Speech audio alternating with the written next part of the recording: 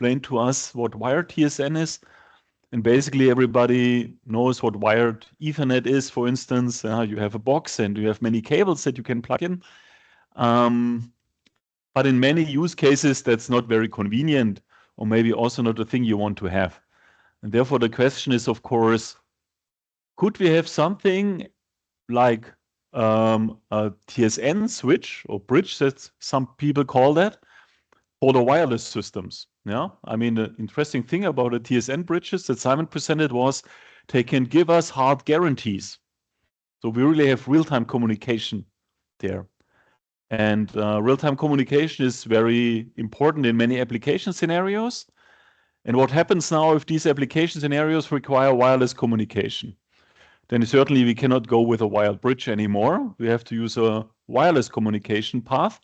And that should be as reliable or maybe as dependable as the wired one, also giving us real-time guarantees. And the question is, how can we do that? So the agenda would be, I start with a little motivation. Already started with that, actually, telling you that some applications need wireless communication.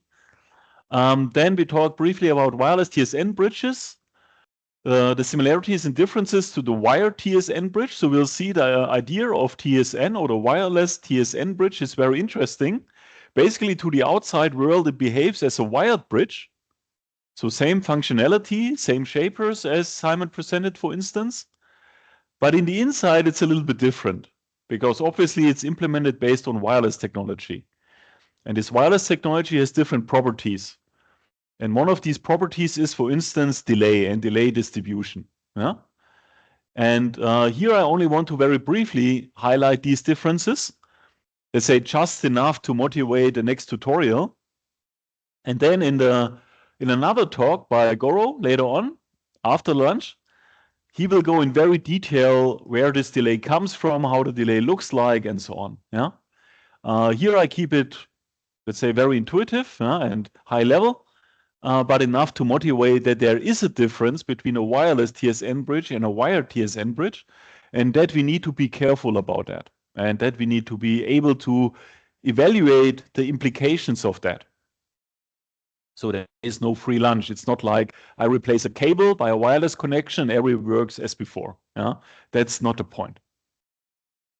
Okay, so starting with the motivation.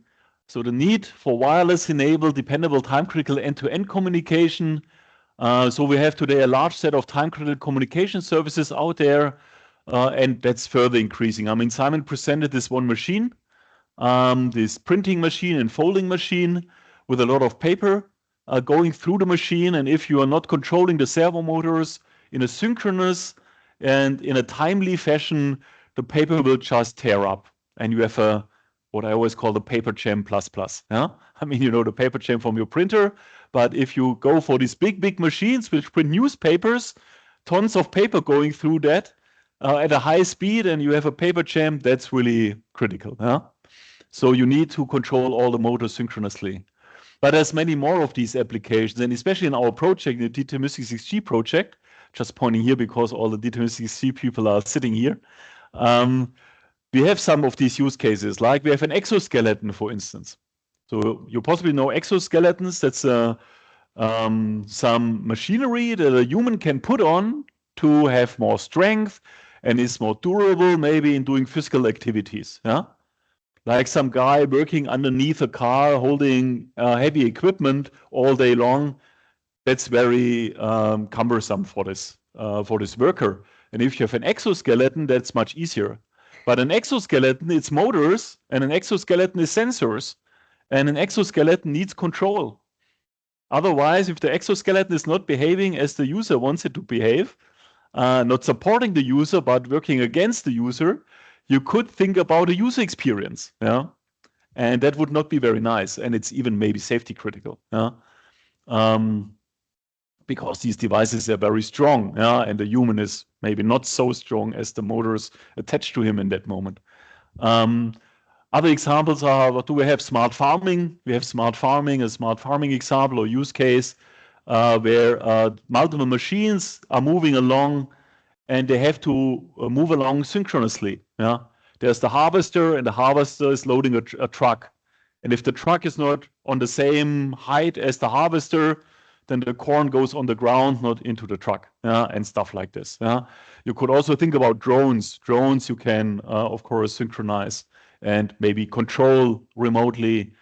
And in industry anyway, you have these automated guided vehicles, which are moving through the factory. All moving vehicles, mobile devices, basically mobile computers, you could say, which some connection to the outside world. And if you don't control them in a way that is reliable and dependable, something really critical will happen maybe.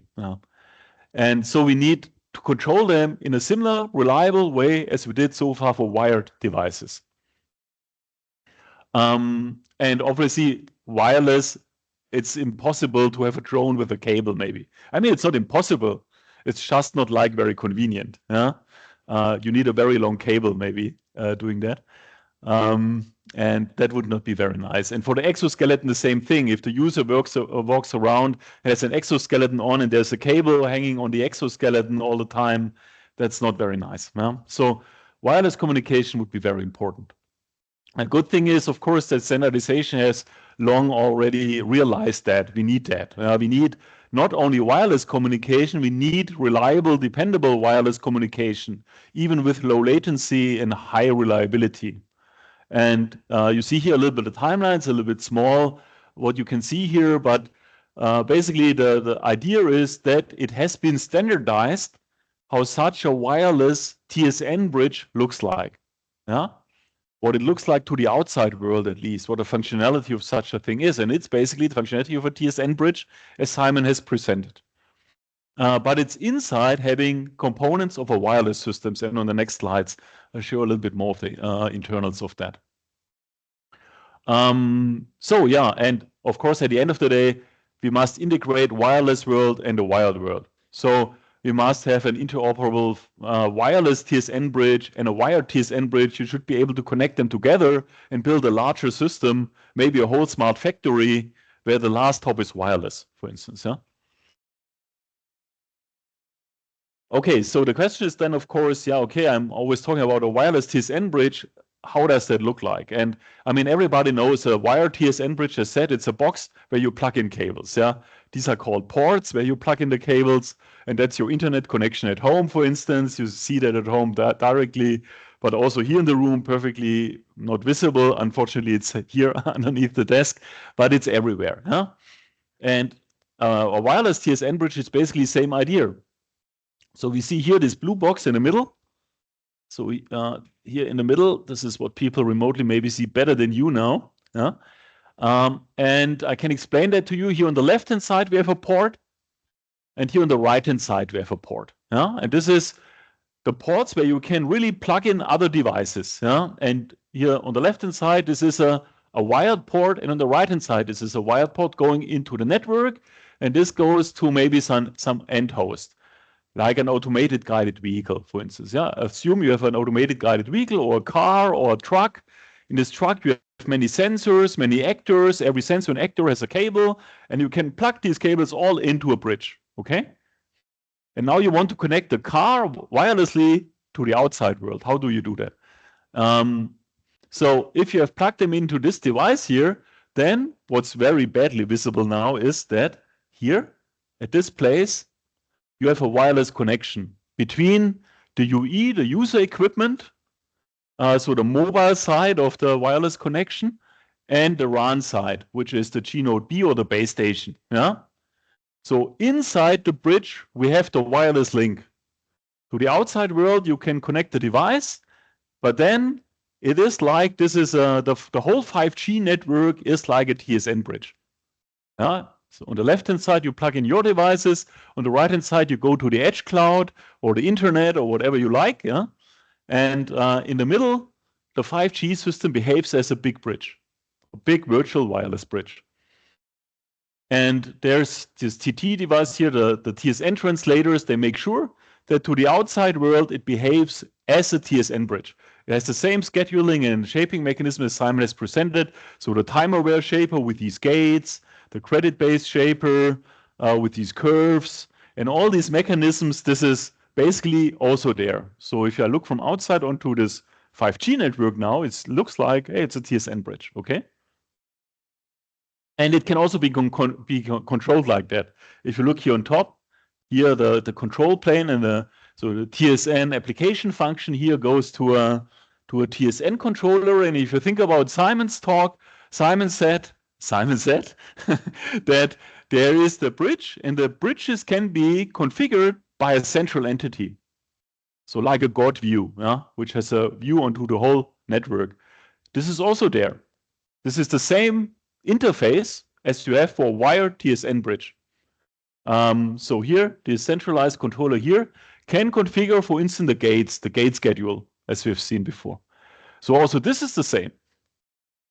The only difference is, first of all, that here inside we have a wireless connection, and now we can connect mobile devices to a wireless or via a wireless virtual TSN bridge. That looks great. So in terms of similarities, basically our network doesn't look different. Yeah? So we have TSN bridges, some are now wired, some are wireless, called virtual TSN bridge here. We have the talkers, the listeners, and the CNC on top. From point of view of functionality, exactly the same as before. Yeah? But the question is, of course, is it really the same? Yeah? And now comes, of course, the reality check. Yeah? And I should have also mentioned time synchronization, by the way, because Mahin is later on talking about that. Also, via these wireless system integrated with a wired system, you can run the same time synchronization protocols that Mahin will be presenting later on. So also this is there. We can time synchronize a TSN talker and a TSN listener and other devices over the wireless network. So also this is the same. So, but where's then the difference? And there is differences, obviously. So for here on the left-hand side, we have a wired bridge. On the right-hand side, we have a wireless bridge. And here on the left-hand side, we directly see we have here these fixed numbers of ports. If you buy a wired bridge, then it has 24 ports, 48 ports, but somewhere there is a limit. The port density is not infinite. Yeah? Now, if I think about here the wireless world, I can bring in a new mobile device, another mobile device. I can connect another one to the 5G system and another one. Maybe one is leaving, another one is joining. There's quite a dynamic number of ports, I could say, compared to the wired side here. Yeah, that's already interesting, maybe. But also the insights is, of course, very interesting. So here we have a switching fabric, which is implemented in silicon. Yeah, so this is an ASIC, which is very fast, very deterministic, you could say, yeah? In its execution time. And people who have already programmed FPGA and so on, they know it's much more deterministic, let's say, than software. Yeah? And this is even another level because it's ASICs. Yeah? It's chips, and these chips make you the connection between the ports. Yeah? Now here on that side, we have this wireless link. And a wireless link is not the same as here the switching fabric in silicon. Yeah, yeah. You could imagine how many bits get lost on a silicon path in a bridge.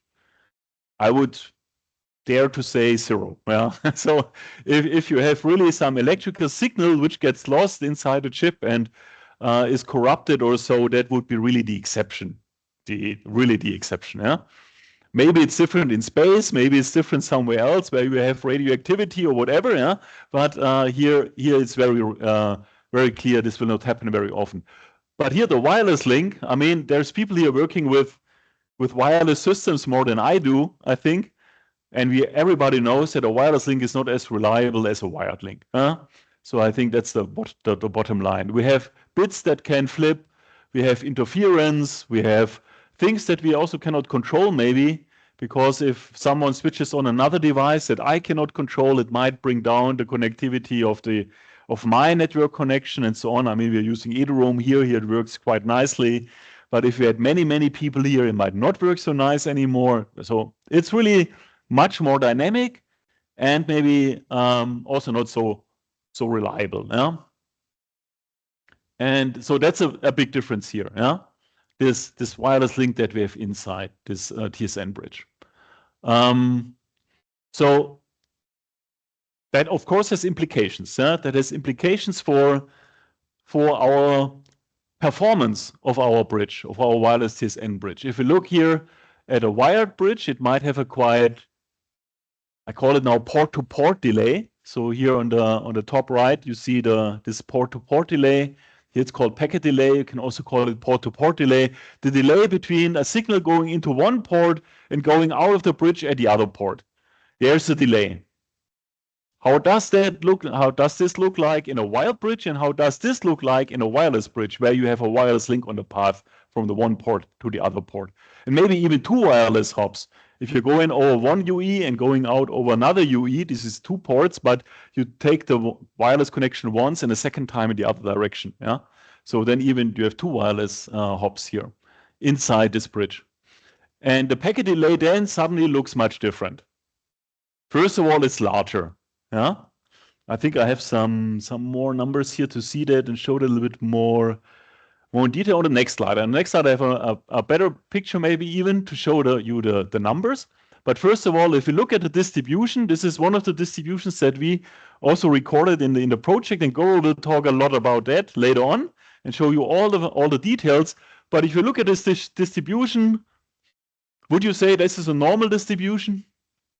Not really. Yeah, I mean, everybody knows the normal distribution. Yeah, this Gaussian distribution. Yeah, this is a Gaussian distribution. It's an exponential distribution where it's very unlikely that you have a value which is very different from the mean.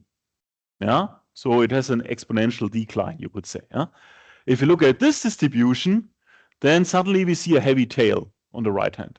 So it's not very likely. It's more like, let's say, it's more likely to have a long delay different from the mean than you might have in a Gaussian distribution. Yeah, so it has a long tail or is heavy-tailed. The delay values on the next slide you will see are much higher than on a wired bridge port-to-port, and it's stochastic. I mean, it's always stochastic somehow. I mean, we're dealing with reality, and reality is seldomly really deterministic. But you will see on the next slide, if you would look at that curve on the same scale, the one would look like a single line, and the other one would look like a distribution. Huh? I mean, to show you that directly, let's look at the next slide. Here on the left-hand side, we have the port-to-port delay that we measured for wired bridge. On the right-hand side for a wireless bridge. Now, don't be confused that it looks both like a distribution. It is a distribution, it's measurements and so on and so on. This looks more like a normal distribution. I'm not saying it's a normal distribution, but it looks more like a normal distribution. This looks not like a normal distribution. Yeah. So the wireless is heavy-tailed. The other one is not really heavy-tailed. If you look at the scale, I know here in the room it's hardly readable, but the people online will see. Here it's written nanoseconds. Yeah. And here it's written milliseconds. So there are 3 orders. No, it's not only 3 orders, it's 6 orders of magnitude different. But if you look here at the numbers, it's thousands of nanoseconds. So we're talking about microseconds. Yeah. So there's 3 orders of magnitude difference between the values of the delay. So here we have about 4 microseconds. And here on that side, we start at let's say 3 milliseconds and go up to 12 milliseconds and on. So that's much longer delay. And then it's also it's also very likely that we might have outliers. So that is, of course, interesting to see. Yeah. And now maybe some of you, who's maybe developing applications for mobile systems also. Maybe online, some people are developing any kind of application. Don't say an exoskeleton or so for mobile applications. Nobody replying already at lunch.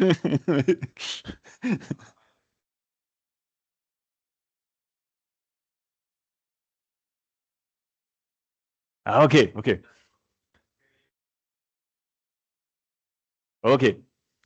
So it's more the system side, let's say, that is making it possible to have applications. But we can also all imagine what an application programmer would now think about this if I tell him about the distributions. Yeah.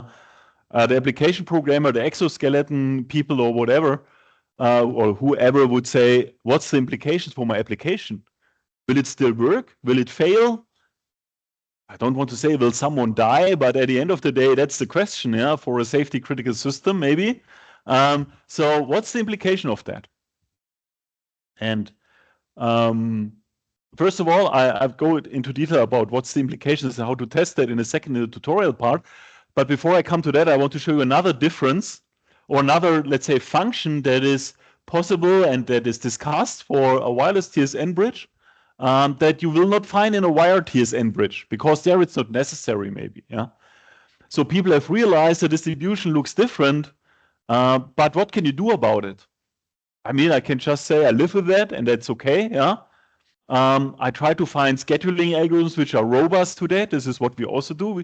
We try to find schedules. I mean, it's like a train schedule where the trains are sometimes coming a little bit early, sometimes late. I know that's a difficult problem now, and a topic that I discuss in these days, especially in these days, because trains are not running at all, maybe even, yeah, the distribution looks completely different. But yeah, how would you make a schedule that is robust to these outliers? That's a theoretical problem, and it's a hard problem. Yeah? Defining a schedule that will still work with a certain guarantee, probabilistic guarantee, then maybe end to end, if you have such distributions. Yeah. So let's say it's more than integer linear programming or so. Yeah, it's you have to bring in these distributions. And it's Simon, if you are interested in that topic, talk to Simon later on. Then he will tell you lots about that. Yeah. Okay. Then you don't deal with the cause of the problem. Then you say, I take the symptom and I deal with the symptom of the problem, and I make a schedule which can deal with the unreliability, let's say the lesser reliability, the distribution, the delay distribution of the wireless system. That's one way of doing it. But another way of doing it would be making the wireless system more deterministic, let's say. Let's get rid of this distribution. How could we do that? And there's two ways of doing that. So first of all, if I go back maybe here on this slide, if you look at the distribution, maybe this delay here is very long. Maybe we can do something about that. And this is called ultra reliable low latency communication in 5G. Yeah, this pushes basically the right-hand side to the left. Yeah, which tries to get, let's say, from 12 milliseconds to 1 millisecond or so, maybe at the end of the day. I'm not sure. Yeah. What's the theoretical limit of that, but it's good maybe to push the right-hand side to the left. Yeah? But what you possibly also want to do is you want to push maybe the left-hand side to the right. Because if you push the left-hand side to the right, what do you get? You get sort of a sharp peak. Yeah? So, and that's also here maybe displayed on the next slide here. Here you see we can push the right-hand side to the left, and the distribution already gets sharper, let's say, more pronounced peak. And if you now push also left-hand side to the right with PDC, then at the end of the day, you end up in something like this here, where you have sort of a line again, at some scale of the distribution, of the figure. And that would be very similar now again to the wireless to the wired world, where you have a latency which is between this and that. Minimum is different from maximum by a few microseconds or so. Yeah? How can you implement that? Anybody an idea? How could you push, let's say, the left-hand side to the right-hand side of this distribution? Yeah.